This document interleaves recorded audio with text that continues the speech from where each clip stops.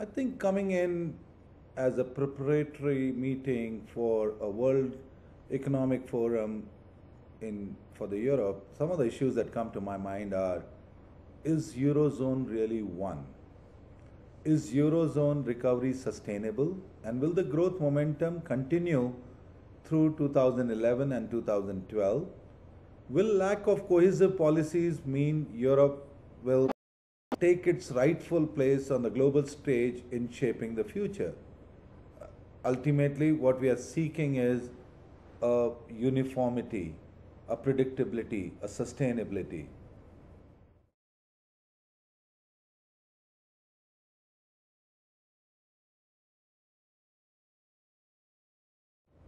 Again, I would like to go back and try and give you a perspective. Uh, the first perspective is that Lisbon Treaty came into effect only on 1st of December 2009, and frankly, the impact is not felt. And if there is any challenge, or if there are any improvements, they are not really visible. The overall, the European members, including the newly expanded countries, I believe have not been able to reach the consensus.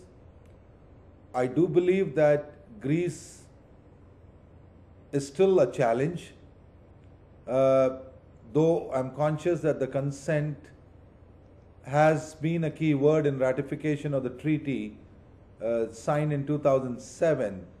It is obvious that Europe is being divided into strong countries and not so strong countries, and this is a threat to the stability of Europe, particularly from the economics and the political point of view, and overall the stability of Europe.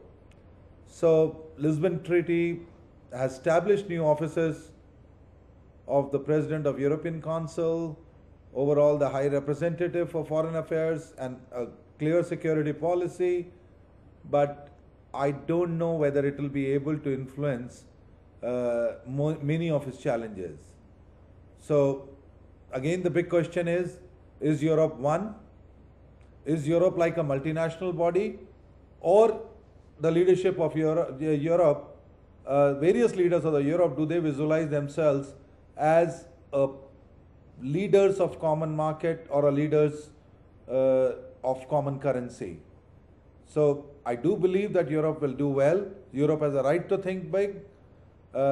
Europe is an important part of the global industry, but I still would like to advocate that Europe needs to rally together. The member countries need to rally together so that we all benefit from with a stronger Europe.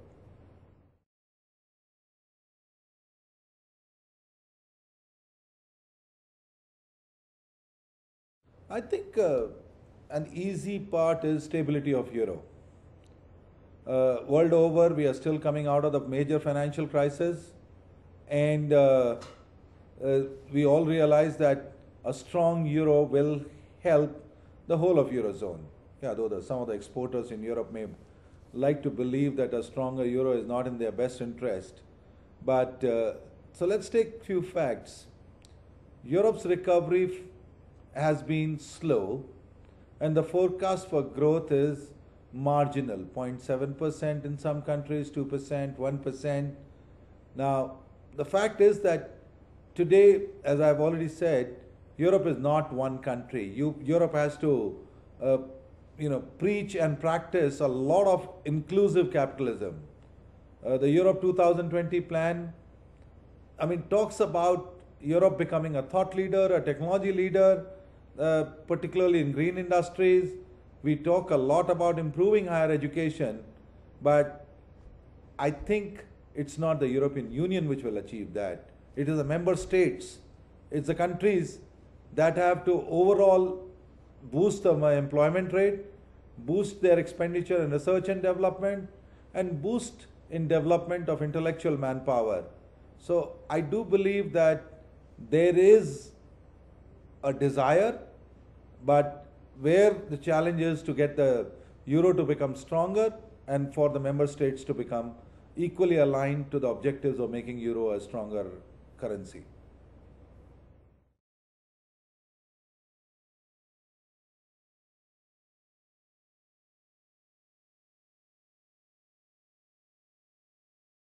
let me speak from overall a global business point of view.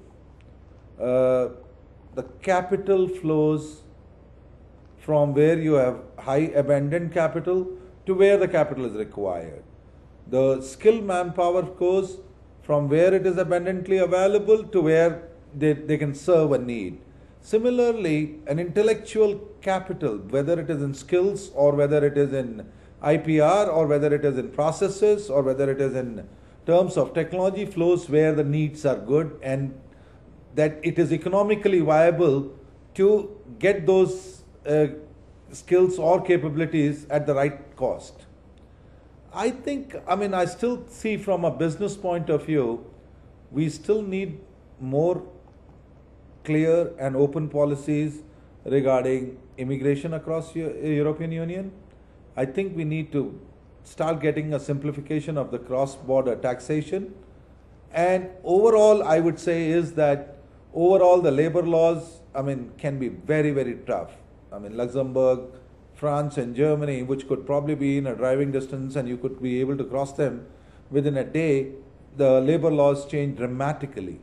So I think we need to have a certain level of consistency, a certain amount of sustainability, and overall we need to make European Union easier to do business with. And overall it requires that they themselves remain connected and they become better connected to the global world.